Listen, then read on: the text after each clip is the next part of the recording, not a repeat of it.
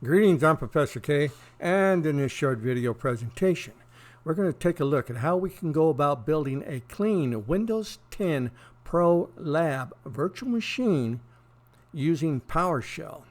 Let's go ahead and get started. This lab automates the creation of a clean Windows 10 Pro virtual machine using the SyberOffense Lab Builder. It uses a PowerShell-driven workflow with Packer and VirtualBox to produce a consistent, ready-to-use baseline image. The result is a standardized VM that can be reused, cloned, and extended for lab environments. The requirements for this lab are: you need to have a Windows host that can handle virtualization, you need to have VirtualBox installed, you need a good internet connection, and you need to have Packer.exe installed. Vagrant is optional. To get a hold of the lab files, we're going to begin by making a lab folder, and we're going to place this in our favorite work location. In this example, I used the desktop, and I create a work folder labeled lab folder.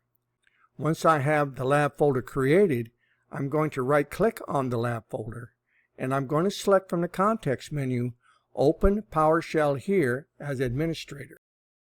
With the PowerShell terminal window open, I'm going to take and I'm going to copy and paste the following command into PowerShell. This will download the zip file that we need that has the actual lab files in it. In this demonstration, I'm on my desktop. I have my lab folder created. I'm now going to right-click on that lab folder, and from the context menu, I will select Open PowerShell window here as administrator.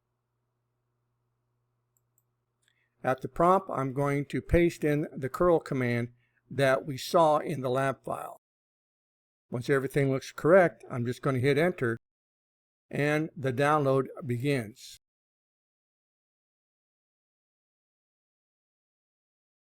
Now, once the download has completed, at the prompt, we can type in dir to look at the contents of our working folder.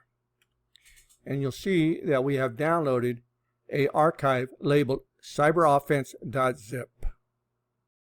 With our download complete, you can close out PowerShell, come back to the desktop, and open up your lab folder. Inside the lab folder, you see you have an archive. Double-click the archive. Now we're going to extract the contents of the archive into the working folder. Just go up here to where it says Extract All, and on the next window, just click where it says Extract. To begin the lab, we're going to right-click on the extracted folder, and from the context menu, we're going to select Open PowerShell window here as administrator. To see the contents of our working folder, at the prompt we can type dir. The file that we are going to use to launch and build our Windows 10 virtual machine is the bat file. Go ahead and highlight the batch file. Now on your keyboard, press Ctrl+C. Come back to the prompt. Type in // and we next take our mouse and we put it to the end of the backslash, and we use our right mouse key to paste the name of that batch file. Once you have all that typed in correctly, just go ahead and hit enter. This brings up the lab menu. The first thing we're going to do is check our lab environment and ensure that we have everything that we need. So at the prompt where we see that we can select an option, we're going to type in the number 1, and we're going to hit enter. And it tells us that we do not have a window ISO yet. We can now hit return to come back to the menu. Option number 2 is a guided setup to allow us to go to the internet and download the ISO file for Windows 10. So at the prompt where we see that we can select an option, let's type in number 2. And it's going to take us out to the download page. And as you open up this download location for the Windows 10, there's also a short video to show you how to spoof your browser if you're running Windows 10 so that you can get the ISO version of Windows 10. I'm going to go ahead and close out this step-by-step tutorial, and I'm going to walk you through it. So now that we're here at the download page, if we scroll down, you'll see that we can't have an ISO download because Microsoft and the browser have detected that I am running Windows 10 on my operating system. To get past this, I'm going to spoof my browser and convince Microsoft and the browser that I'm actually running a Safari browser and I'm on a Mac workstation. Let's go ahead and see how we do that. To begin with, you're going to go up here to the three dots at the top right of Chrome, open that up, scroll all the way down till you come to More Tools. In the left-hand menu, you're going to scroll on down until you come to Developer Tools. Once the Developer Tools open up, over there in the right window pane, you'll see that you have User Agent, and there's a box checked next to Use Browser Default. Uncheck that. Now you're going to be seen as using a Safari browser and you're running a Mac operating system. Now to make this work, we come back to the left window pane, we click into the left window pane with our left mouse, and we hit F5 on our keyboard. This refreshes the download page, and now you'll see that we have access to the Windows 10 ISO image file. Scroll on down, and you'll see that you can select your edition. Pull this down, and you only have one edition, and that is the Windows 10 Multi-Edition ISO. Go ahead and select that option and confirm. Now you select your language, and again you have to confirm. In this example, for my architecture, I'm going to download the 64-bit download. Select where you want the ISO to download. You can download it into your lab folder if you desire. Here I select my lab folder, and I'm now going to download the ISO image. This download is approximately 5.7 gigs, and it'll take you, depending on your internet, anywhere from 25 to 30 minutes. After the download completes, we'll continue on with the tutorial. Once your download is complete, you can close out the Chrome browser. And back at our PowerShell, you have the option now to press Enter to access that ISO image. So at the prompt, I'm just going to place my mouse and I'm going to press Enter. And it says that no ISO was found. That's normal. We're now going to return to the menu by pressing Enter, and we're going to select the option, which is option number 3, to select Windows 10 ISO manually. Press option number 3. And we're going to browse for the ISO, and so we're going to use option number 2. I'm going to browse on over to where I saved my ISO image, click it, and now it's going to copy over to my lab folder. It's going to copy into the lab folder itself into a directory labeled ISO. After a few minutes, PowerShell comes back and it lets you know that the copy was successful, and you can now press Enter to return to the menu. Back at the menu, we're ready to build our Windows 10 VM. Here we're going to select option number 4. Press Enter. To start the build process, we have to type in the word build. Uppercase, lowercase, makes no difference. Hit Enter. Now, if you receive this error message, that means that you have a previous download.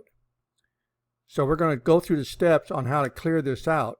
To begin, I'm just going to return to the menu, and I'm going to stop here, open up my VirtualBox, make sure that I have no version of a previous download inside of my VirtualBox Manager, close this out, turn to my menu, and now I'm going to rebuild my lab.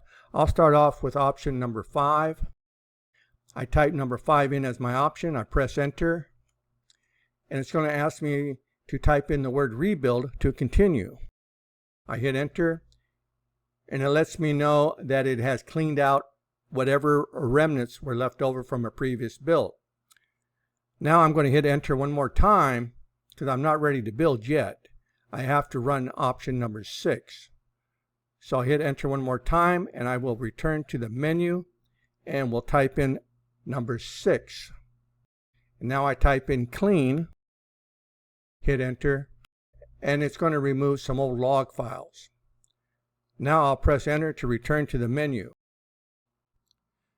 Now even though we have deleted the virtual machine from the VirtualBox Management Console, sometimes the folder still gets stuck up inside of the VirtualBox container for virtual machines, so we need to confirm that the machine is actually gone.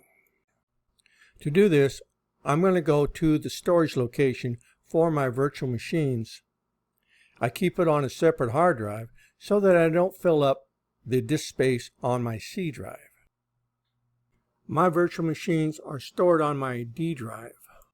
And I'll scroll on down here until I come to my virtual machines. I'll open this up and I'll see if there's anything in here for a Windows 10 from SyberOffense.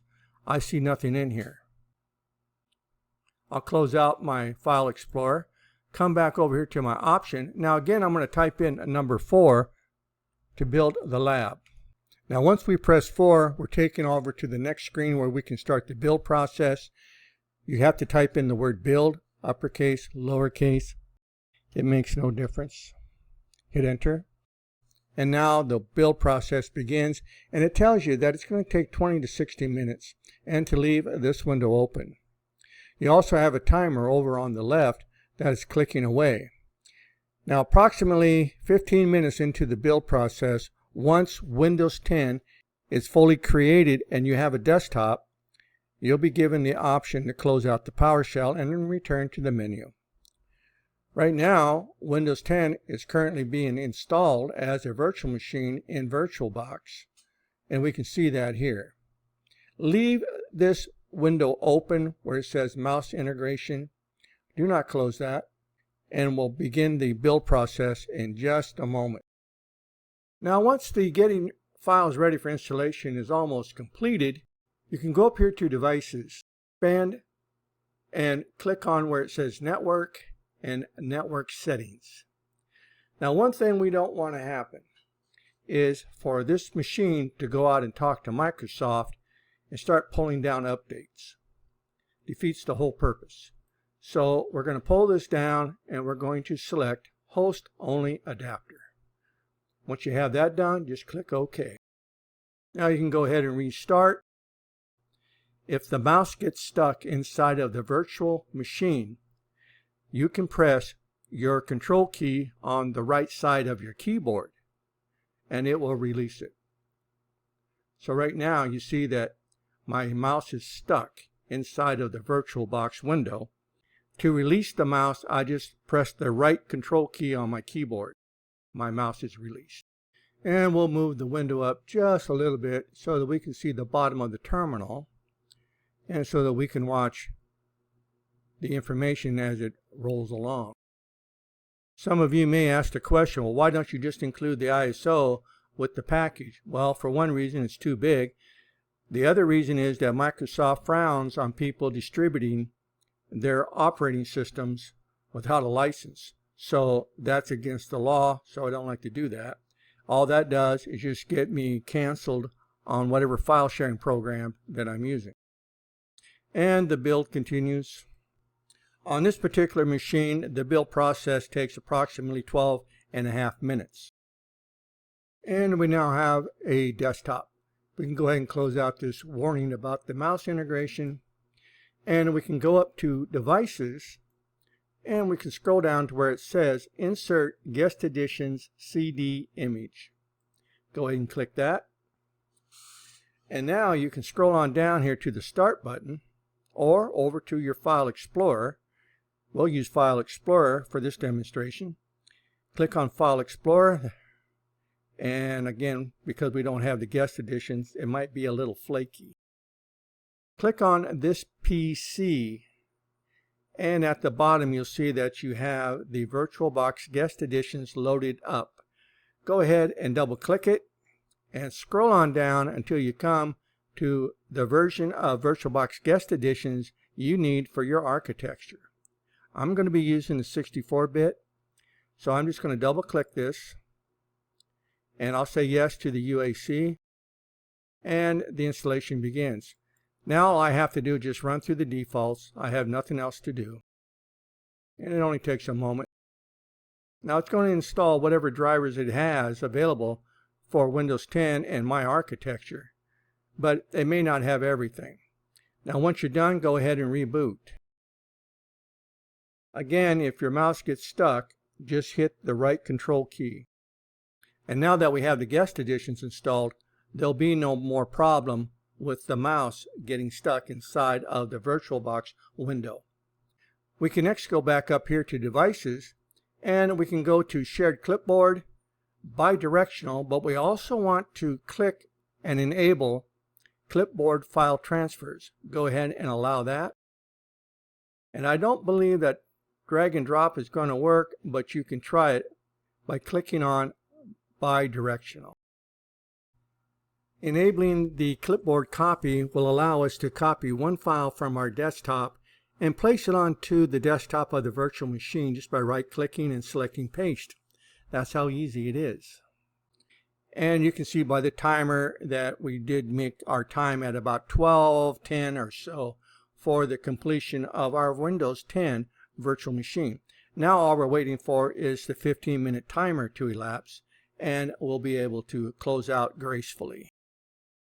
Do not close out your Windows 10 VM until you have completed the install, and that requires that you have closed out the terminal gracefully using the letter Q and return to the menu, and you've done a graceful exit from PowerShell. Otherwise, you will have this program delete your VM and you'll have to start all over again. And we're coming up on the 15-minute mark, and there it is right there. And here you see that we have the ability now to, if we have a desktop, to press Q to quit the program. So I will press the letter Q, and you'll see now that I can return to my menu. I'll just press enter to return to the menu, and now we can press 0 to exit. Now with everything set up, we are now ready to shut down Windows 10 and continue on with our lab work. So I will click on power. That will shut it down. Now this is a virtual machine, but it's an actual operating system, and it has to be treated like any other virtual machine, so you need to shut it down gracefully. If you would like to rename the machine to a more user-friendly name, you can do this just by clicking on it and going to settings. And in the settings, you can change the name right here where it says VN name. You can change the name to something more user-friendly like Windows 10 Clean, or whatever name you choose. There you go. Windows 10 Clean. Click OK. Now if you have a problem with this VM and you want to get rid of it, you're going to have to right-click on it, and from the context menu you'll have to select Remove, and you'll have to check the box to delete the virtual machine files and the virtual hard disk. And once you have deleted all instances of that virtual machine inside a VirtualBox, you can come back to the menu and you can run options 5 and 6. Once you've done that, then you can go back in and you can begin the build process for your Windows 10 VM one more time. And so in this short video presentation, you got to see how we can go about creating a clean virtual machine for Windows 10 for use in our virtual lab environment. You got any questions? You got any concerns? Please don't hesitate to reach out, contact your instructor, and I'll see you in my next video.